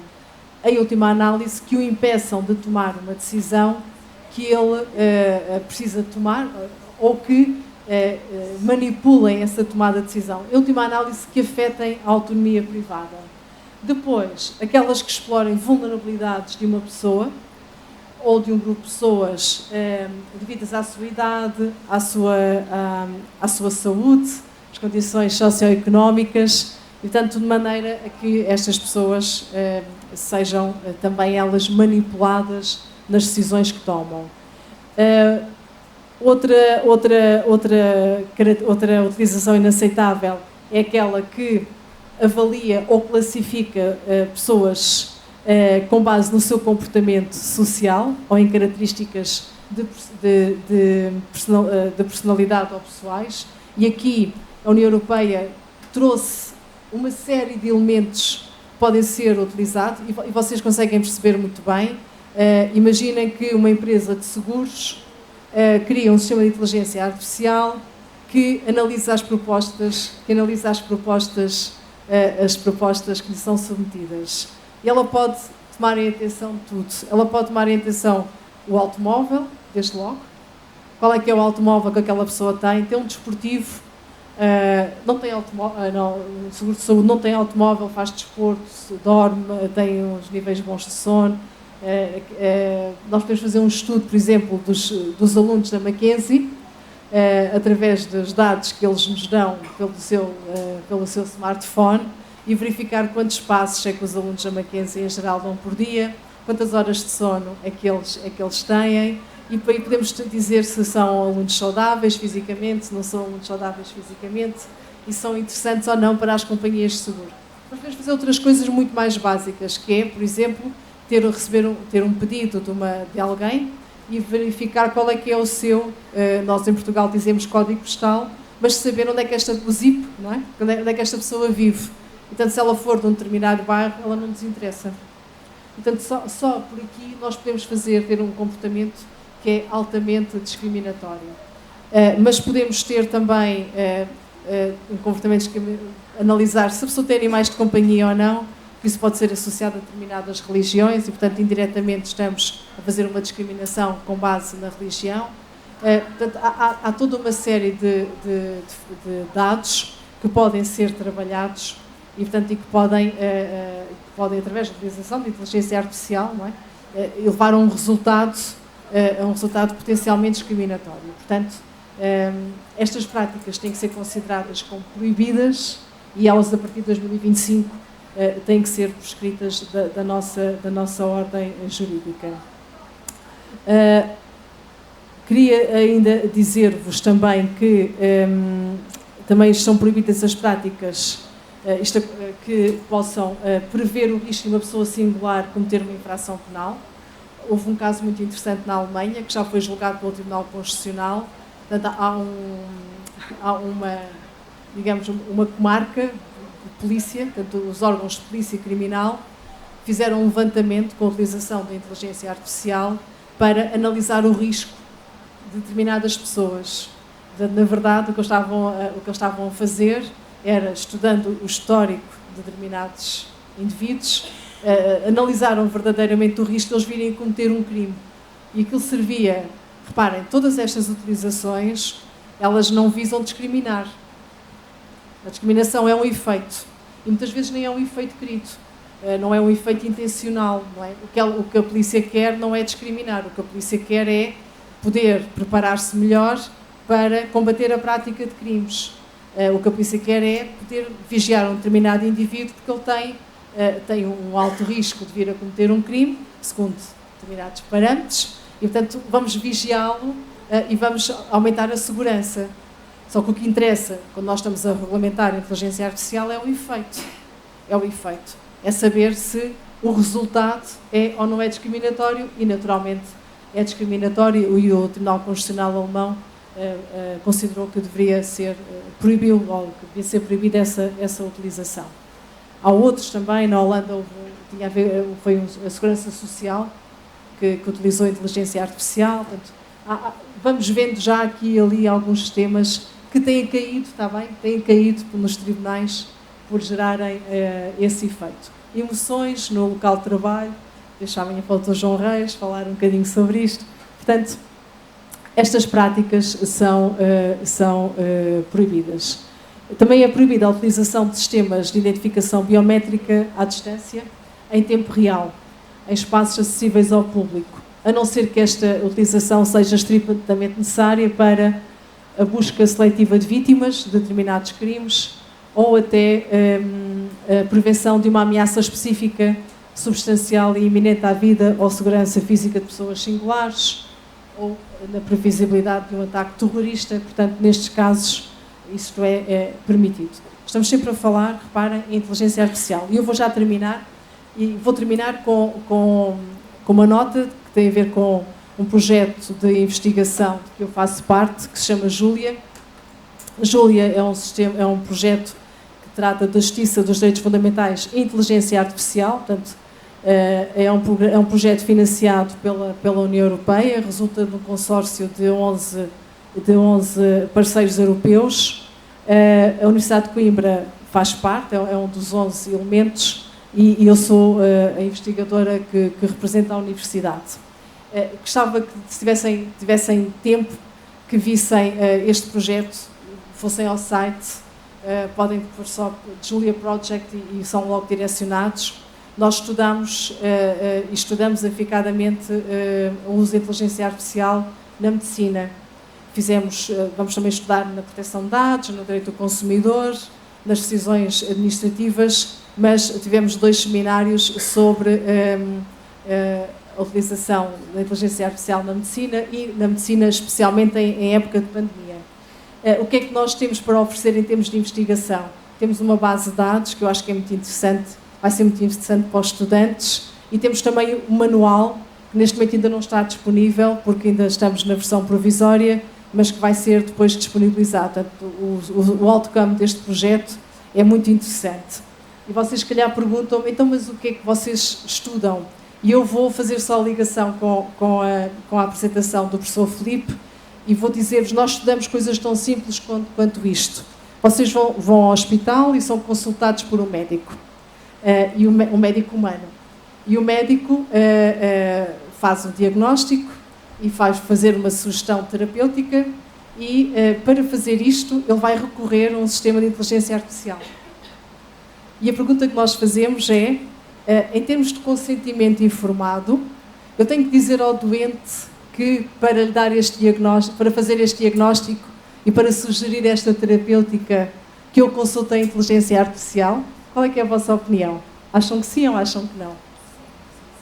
Acham que sim. Mas vocês não perguntam ao médico que livros é que ele leu para tomar uma decisão. Hoje em dia, não é? Se não houver a utilização de inteligência artificial, nós não, quando o médico faz um diagnóstico, nós não perguntamos onde é que aprendeu isso, onde é que leu isso, não é? E, portanto, não sei se justifica, mas nós depois podemos debater este tema. Não sei se justifica o médico ter que fazer esta disclosure, não é? Ter que revelar quais são as suas fontes. Não sei, mas nós podemos mesmo depois debater. Também discutimos outras questões, por exemplo, em termos de pandemia, a questão do reconhecimento facial, toda uma série de questões. Se uma pessoa que nós sabemos que não cumpriu com determinadas regras, se deve ser ou não atendida em termos de pandemia, e muitas outras questões. Estou a pensar, por exemplo, também no caso que eu vos dei, o caso de ser um hospital em termos de pandemia a utilizar um sistema de inteligência artificial que está a recorrer a medicamentos, ou no caso a vacinas, que não são ainda certificadas. E, portanto, quem é que é responsável por isto? É responsável quem criou o sistema, o produtor do sistema de inteligência artificial? É responsável o hospital? Ou, em última análise, é responsável o próprio médico que determina, que sugere uma determinada terapêutica? Porque, no fundo, há sempre a questão da supervisão humana. Portanto, temos aqui muitas questões na medicina. Naturalmente que nós não temos respostas definitivas e, portanto, também seria interessante ouvir a vossa opinião. Portanto, deixo-vos este é verdadeiramente um projeto muito entusiasmante e ainda em progresso. Despeço-me, quero agradecer-vos muito. Como veem, aproveitei aqui uma fotografia que tirámos ontem da minha primeira vinda à Mackenzie. Agradeço muito a vossa atenção e espero que possamos dialogar e continuar este diálogo depois em Coimbra no próximo ano. Muito obrigada.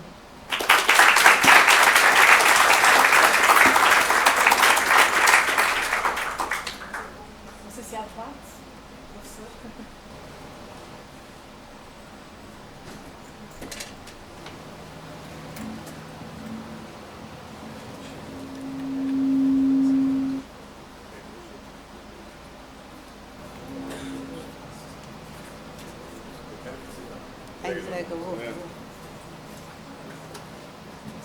Bem, estamos nos encaminhando ao final deste painel. O congresso não termina aqui. Amanhã estão todos convidados, todas convidadas, para logo na primeira hora, às 9 horas, darmos continuidade. Mas o professor Felipe tem aí a incumbência de encerrar esses painéis e também convidar os alunos para os próximos temas que estão aqui, professor. Sim, obrigado, muito obrigado, professor Rosemary. Eu queria agradecer primeiro a parceria da OAB, né, também conosco, o pessoal chegou depois, talvez não tenha essa concepção. Agradecer especialmente o grupo todo de Coimbra, né, professora Passinhas, que nós estamos fazendo esse projeto. Eu espero que ano que vem, no evento de Coimbra, os nossos alunos maquinzistas possam estar lá, né? Em 2017, eu proferi uma palestra em Coimbra e eu posso dizer que era um sonho estudante. Eu sempre sonhei em... Como estudante, eu fui assistir um evento lá e pensei, será que um dia eu vou palestrar aqui? Esse lugar tão imponente, onde meus professores estiveram, etc. Em 2017, eu realizei esse sonho. E quando eu palestrei, eu entendi que tem uma lenda que os estudantes que vão no Brasil não voltam iguais. Diz que há uma modificação assim, no coração do estudante. Eu quero que no ano que vem vocês possam estar lá conosco nesse evento, que vai ser um evento entre o Mackenzie e a Universidade de Coimbra, e que vocês possam dizer para mim se o coração de vocês tem alguma mudança, né? A gente quer deixar uma lembrança mackenzista. Primeiro, agradecer mais uma vez a nossa palestrante, né?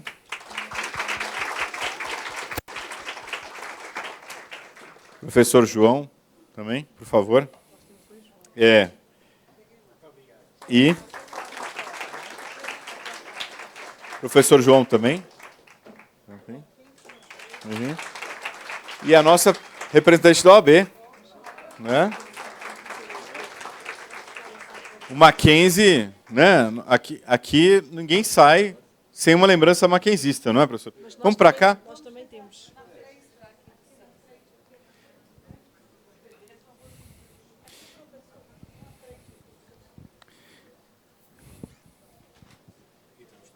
Oh. Já estava planeado, não é para a troca, já estava planeado assim. Olha. E aqui a minha lembrança de Coimbra, né? Como diz minha filha, péssimo dia para as inimigas.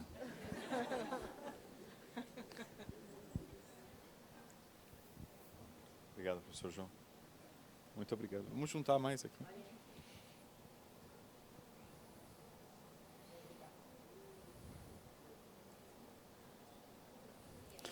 Antes de encerrar esse dia, agradecendo mais uma vez a oportunidade, dizer que amanhã a gente continua esse evento que vai discutir direito e tecnologia dentro da esfera médica, né?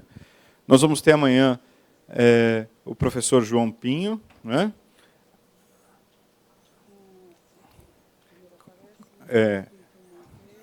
O João Pinto Monteiro e o professor João Reis, que vão falar sobre os temas da economia digital moderna, o novo regime europeu da responsabilidade civil dos operadores econômicos pelos danos causados dos produtos defeituosos.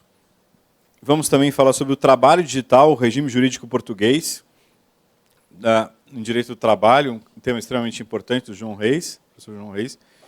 E amanhã, então, pela manhã, teremos isso. Depois vamos ter a palestra da professora Ana Elizabeth, que é a professora do nosso mestrado e doutorado, falando sobre as questões éticas no uso da IA na saúde, e a professora Rosimeire Matheus, que vai falar sobre a integração da inteligência artificial na saúde, os benefícios e desafios jurídicos sob a perspectiva da LGPD. Eu quero agradecer especialmente os alunos da turma da professora Aline, do professor Caleb, que aqui nos brindaram com a sua presença. Eu sei que tem uma turma do segundo ano aqui de retórica, né? E eu sei que vocês pensam efetivamente em ir para Coimbra no que vem também, não é isso? Não é isso? E eu queria dizer, essa nossa pesquisa que trabalha em inteligência artificial e direito, ela já é uma realidade. A gente tem 16 alunos bolsistas na graduação ao longo desse tempo, e vários desses alunos foram apresentar projetos no exterior. Existe a possibilidade da gente efetivamente mudar a vida e a perspectiva das pessoas. E a pesquisa fez isso por mim. Quando eu fui participar de um grupo de pesquisa, com esse paradigma, eu fui para Coimbra. Depois eu tive a alegria de palestrar no Harvard Club de Nova York e fechei o ano de 2019 em Yale, palestrando com o professor Ismânio. E eu queria dizer tudo isso graças à vida acadêmica. E isso, para mim, só para finalizar hoje o nosso encontro, graças a um professor e uma professora que me estenderam a mão e mostraram a importância da pesquisa na minha vida. Fizeram uma carta de recomendação para que eu fosse recebido em Harvard pelo meu professor Richard Parker, com quem eu fiquei durante um estudo, e depois com o Norman Dorsey, em Nova York. O Norman Dorsey falou para mim, depois de você, veio fazer um estudo comigo uma moça do Brasil. Você deve conhecer. Aí eu pensei, o Brasil é pequeno, professor, eu devo conhecer a moça do Brasil. Aí ele falou, é uma loirinha. Eu falei, professor, então todo mundo se conhece, claro. Claro que a gente se conhece. Aí ele falou, ela é da sua Suprema Corte. Aí eu falei, era Ellen Gracie, na época. Eu falei, Ellen Gracie? Aí ele, that's it, Ellen Gracie. Aí ele falou, eu estava entregando meu livro, que eu fiz meu primeiro livro que eu fiz a partir dessa pesquisa lá, e ele falou para mim, diga para ela quando você voltar no Brasil que eu quero para ela ler o seu livro. Falei, claro, vou voltar para o Brasil, vou ligar para a ministra do Supremo e falar, faz o fichamento do meu livro até segunda-feira. Né? Gozado que eu mandei, ela nunca fez o fichamento até hoje. Né? Mas eu quero fazer uma homenagem aos alunos que vieram, participaram. Eu fiquei muito feliz que vocês vieram de coração aberto para ouvir essa fala tão importante, sobre um tema tão importante da professora, que atravessou o Atlântico para nos brindar o seu saber, toda a equipe de Coimbra, que aqui está, o pessoal da OAB, que é nosso parceiro. Eu quero dar um presente para vocês, um presente meu.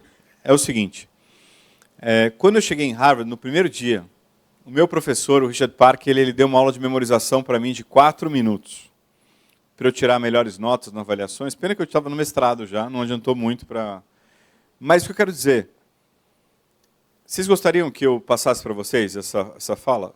4 minutos, olha isso. E eu guardei isso quase da minha vida, porque foi um negócio tão impactante para mim. E ele brincou comigo, ele falou, olha, às vezes meus alunos não sabem que nós temos 2 tipos de memória, a permanente e a temporária. Memória permanente, ela dura o resto da nossa vida, quer a gente queira ou não. A temporária dura até 30 horas. Então tem aluno da Faculdade de Direito, ele falou do grad e do pre-grad, que faz as provas, estuda na véspera da prova. Eu sei que isso nunca aconteceu com mackenzistas. Mas lá aconteceu, né? Nos Estados Unidos acontecia. Então eu sei que vocês jamais estudaram na véspera da prova. Mas esse pessoal que estuda só na véspera da prova, pode acontecer deles estudarem, irem bem na prova, e depois eles esquecem automaticamente aquilo que eles estudaram. Tem aluno que chega no 5º ano, e ele vê o caderno dele do 2º semestre e fala, meu Deus, a letra é minha, mas eu não lembro de nada disso. E aí eu fiquei pensando, isso não vai acontecer no Brasil, né? Mas essa é a memória temporária, dura até 30 horas. Uma vez eu perguntei para meus alunos, o que vocês colocaram na pergunta 3? Aí os alunos falaram, professor, o que era a pergunta 3 mesmo? A pessoa esquece logo depois das 30 horas. E aí ele perguntou para mim, vou testar a sua memória permanente. Ele não falou para mim, né? Ele falou para todos os alunos. Eu quero testar a memória permanente de vocês. Ele falou, qual o nome da pedra que faz mal para o super-homem? E ele falou, nível 2 do game, ele falou, vocês sabem qual é a cor da kryptonita? E eu estava lá, gente, e eu não sabia muito bem como é que era kryptonita em inglês, que eu tinha assistido quando eu era menor, e eu tentei falar baixinho para não passar vexame no primeiro dia de Harvard. Aí eu, kryptonite? Né? Baixinho. Aí ele falou, and what's the color? Eu falei, green! Lá no fundo. Aí ele falou, olha que coisa bonita. Esse rapaz sabe o nome e a coloração de uma pedra que não existe. Olha que coisa importante para o futuro dele. Ou seja, eu já paguei mico no primeiro dia em Harvard. Né? Mas eu pensei, meu Deus, por que a kryptonita verde está na minha cabeça, na minha memória permanente, e etc., e algumas coisas da área do direito não ficam. E aí ele falou, eu vou dar a dica para vocês em 4 minutos e terminar a minha fala. Ele falou, a gente descobriu dentro dos laboratórios, e tem uma pesquisa na Faculdade de Medicina de Harvard, dizendo que as nossas células nervosas, os nossos neurônios, eles fazem uma ligação com as nossas memórias, efetivamente, e quando você está no MRO, no movimento rápido dos olhos, durante o sono profundo, as células dos neurônios mudam as conexões durante a noite. Ou seja, elas processam tudo que você aprendeu no dia. É como se acordasse um carinha na cabeça de vocês durante a noite e falasse assim, o que eu vou salvar hoje? Esse negócio da kryptonita parece importante. Né? Então, para que vocês não salvem coisas estúpidas e comecem a direcionar, vocês têm que treinar esse carinha. E como treinar esse carinha? E aí vem a dica. 10 minutos antes de você dormir, professor, não vou estudar. Não precisa estudar. 10 minutos antes de você dormir, refresque a sua memória com aquele conteúdo que você aprendeu no dia. Refresque a sua memória, dá uma olhada, que ele vai acordar logo depois e vai falar assim, o que eu vou salvar hoje? Esse negócio que ela olhou de novo parece importante. E ele vai começar a gravar. O índice de memorização dos alunos melhorou em 40%, e eles começaram a lembrar trechos das coisas. Eu comecei a usar isso e comecei a gravar textos inteiros. Então eu gostava muito de poesia, e eu comecei a gravar vários poemas que eu gostava, e gravei na memória permanente. Eu sempre lembro do Olavo Bilac, eu sempre falo dele, que ele fala dos sonetos da Via Láctea, ele fala, sonhei que me esperavas, e sonhando saí ansioso por te ver. Corria, e tudo a ver-me tão depressa andando, sobe logo o lugar para onde eu ia. E tudo me falou tudo, escutando meus passos através da ramaria. Dos despertados pássaros, o bando, vai mais depressa, parabéns, dizia. E disse o luar, espera que eu te sigo, quero também beijar as faces dela. E disse o aroma, vai que eu vou contigo. E cheguei, e ao chegar disse uma estrela, como és feliz, amigo, como és feliz que de tão perto podes ouvi-la e vê-la. Ora direis, ouvir estrelas, certo que perdeste o senso. E eu vos direi que para ouvi-las muita vez desperto, e abro as janelas para o espanto, enquanto a lua como um palho aberto cintila, e ao vir do sol saudoso em pranto, ainda as procuro pelo céu deserto. Direis agora, tresloucado amigo, que conversas com elas, que sentido tem o que dizem? E eu vos direi, amai para entendê-las, pois só quem ama tem ouvido capaz de ouvir e de entender estrelas. Olavo Bilac. Memorização. Muito obrigado.